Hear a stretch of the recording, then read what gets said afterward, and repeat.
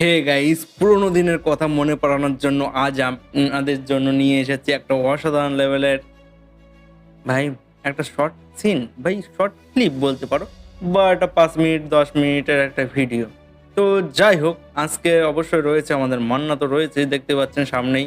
তো সম্ভবত এই ভিডিওর মধ্যে এখন দেখানো হবে যে উকিল চরিত্রে কে সেরা, মানে বাংলাদেশে সম্ভবত যেসব মুভি আজ পর্যন্ত রিলিজ হয়েছে, তো সেই মুভিগুলোর মধ্যে সবথেকে বেস্ট উকিল হিসাবে কে সবথেকে বেশি সেরা, ওটাই আজকের ভিডিওতে দেখবো। আর ভিডিওটার অরিজিনাল লিঙ্কটা অবশ্যই ডিসক্রিপশন বক্সে থাকবে, আপনারা চাইলে সেখান থেকে চেক আউট করতে পারেন। আর যারা যারা আমার চ্যানেলটিতে প্রথমবার এসেছে অবশ্যই চ্যানেলটিকে সাবস্ক্রাইব করবে, বেল আইকন বাটনটিকে প্রেস করবে, আর নিচে দুটো চ্যানেলের লিঙ্ক আলাদাভাবে দেওয়া রয়েছে, সেই দুটোকে সাবস্ক্রাইব করবেন, কারণ ওতেও আমার রিয়াকশন ভিডিও আপলোড হয়। দিনে অন্তত 3টে ভিডিও করে আপলোড করি, মানে প্রতিটা চ্যানেলে, মানে প্রতিটা চ্যানেল ভাই একটা, মানে একটা চ্যানেল একটা ভিডিও আপলোড করি, কিন্তু 3টে চ্যানেল ধরে 3টেই ভিডিও আপলোড করি, ঠিক আছে? তো যাই হোক, ভিডিওটি দেখবো আজকের ভিডিওতে, মানে উকিল হিসাবে কে সেরা। তো চলো আজকের ভিডিওটি শুরু করা যাক। হাই লুক উকিল lawyer character. Lord, Your Honor. মহামান্য আদালত। Objection, Oh. Your Honor. I am in service. You are not in service. Order order.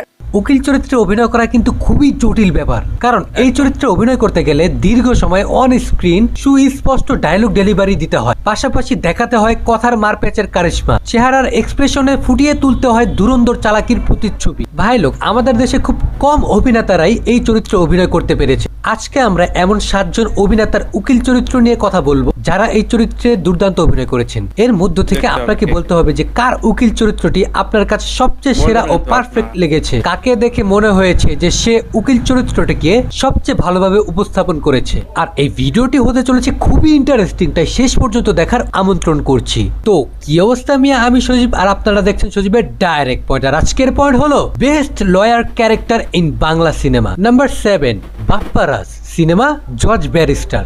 বাপ্পারাজকে আমরা ব্যর্থ প্রেমিক উপাধি দিলেও সে কিন্তু বিভিন্ন চরিত্রে নিজেকে প্রমাণ করেছিলেন সেই সময়ে। জজ ব্যারিস্টার সিনেমাটি বাপ্পারাজের কেরিয়ারের একদম শুরুর দিকের সিনেমা।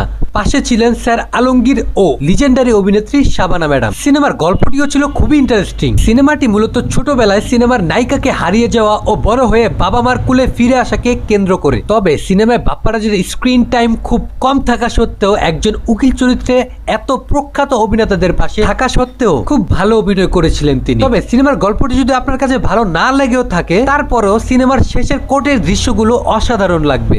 মক্কেল সম্পর্কে কোনো নোংরা মন্তব্য করার অধিকার আপনার নেই। যতক্ষণ পর্যন্ত না প্রমাণ হচ্ছে মাধবী খুন করেছে, ততক্ষণ পর্যন্ত তার চরিত্র নিয়ে কোনো কথাই বলবেন না। নাম্বার 6, ওমর সানি সিনেমা কে অপরাধী। আপনি যদি এই সিনেমাটা না দেখে থাকেন, তারপরও এই গানটা একবার হলেও শুনেছেন। আমরা এই সিনেমাতে ওমর সানিকে একজন সৎ নিষ্ঠাবান উকিল চরিত্রে দেখতে পাই, কিন্তু তার রয়েছে ব্লাড ক্যান্সার, যার কারণে সে তার বিবাহিত বউকেও দূরে ঠেলে দেয়। কিন্তু তার আগে তার বউই মারা যায়। এখন তার বউকে কে মারলো, কেন মারলো, এটা উদ্ধার করাই হলো সিনেমার প্রধান আকর্ষণ। সত্যি কথা বলতে গেলে এই সিনেমায় ওমর সানির পারফরমেন্স আমার কাছে অতি ড্রামাটিক লেগেছে।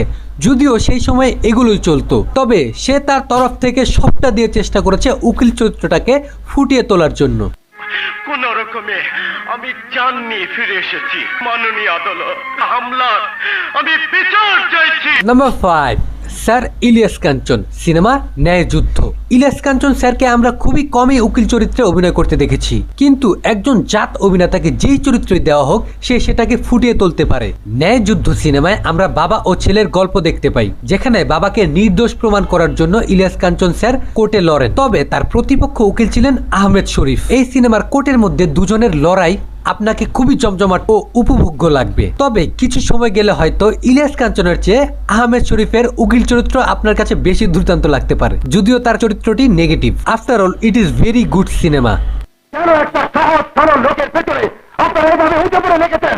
কি চান আপনারা তার কাছে? ফর্মুলা। নাম্বার 4, শাকিব খান। শাকিব খানকে আমরা বহু সিনেমায় উকিল চরিত্রে অভিনয় করতে দেখেছি। ইভেন তার ক্যারিয়ারের একেবারে শুরুর দিকে সে এইরকম একটা কঠিন চরিত্রে দুর্দান্ত অভিনয় করে দেখিয়েছিল। আমার কাছে মনে হয় এই ক্যারেক্টারটি তার খুবই পছন্দের একটা ক্যারেক্টার, আর সে এই ক্যারেক্টারটাকেও খুবই স্বাচ্ছন্দ্যে ইমপ্রেসিভ ভাবে পোর্ট্রে করতে পারে।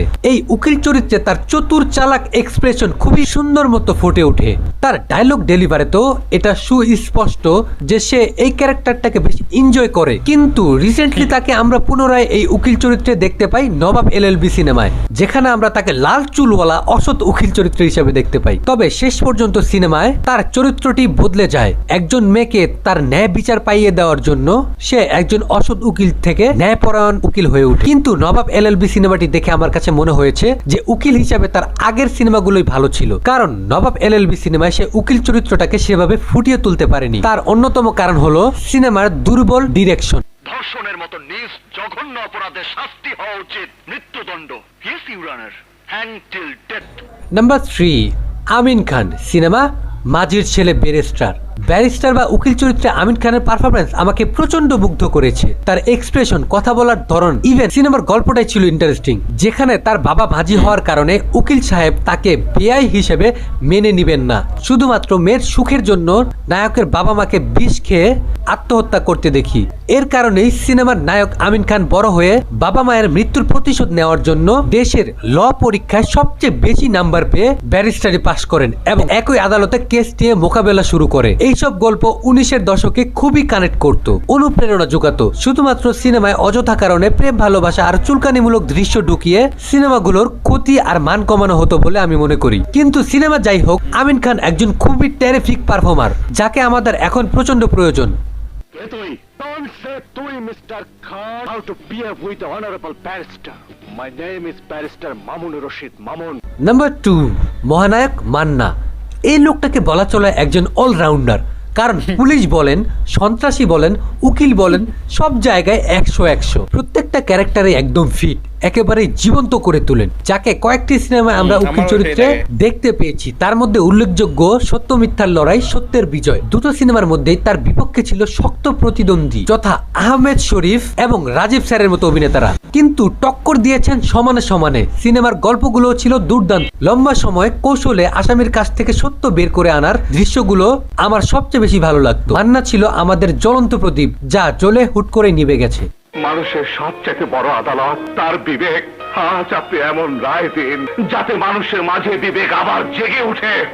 Number 1, sir legendary Alamgir. বাংলাদেশের উকিল চরিত্রে তাকে টক্কর দেওয়া একমাত্র ম্যাডাম শাবানা বাদে আর কেউ দিতে পারবে বলে আমার কাছে মনে হয় না। স্যার আলমগীরকে উকিল চরিত্রে বাকি অভিনেতাদের মধ্যে সবচেয়ে সেরা বলে আমি মনে করি, আর সম্ভবত সেই সবচেয়ে বেশি এই চরিত্রে অভিনয় করে দেখিয়েছেন। কোর্টের মধ্যে তাদের দৃশ্যগুলো দেখে মনে হতো আমি যেন কোর্টের মধ্যেই বসে আছি। তার কথা বলার ভঙ্গি ছিল একেবারেই মার্জিত, সুস্পষ্ট এবং কৌশলগত। দেখে মনে হতো সে যেন কোনো অভিনেতা নয়, সত্যি সত্যি একজন ব্যারিস্টারকে দেখছি। তাদের সময়ে সে ছিল বাংলা সিনেমার অভিভাবক। সিনেমা প্রাঙ্গণ ছাড়লেও তার সাবলীল অভিনয় এখনো বাংলা সিনেমার দর্শকদের মনে রয়ে গেছে।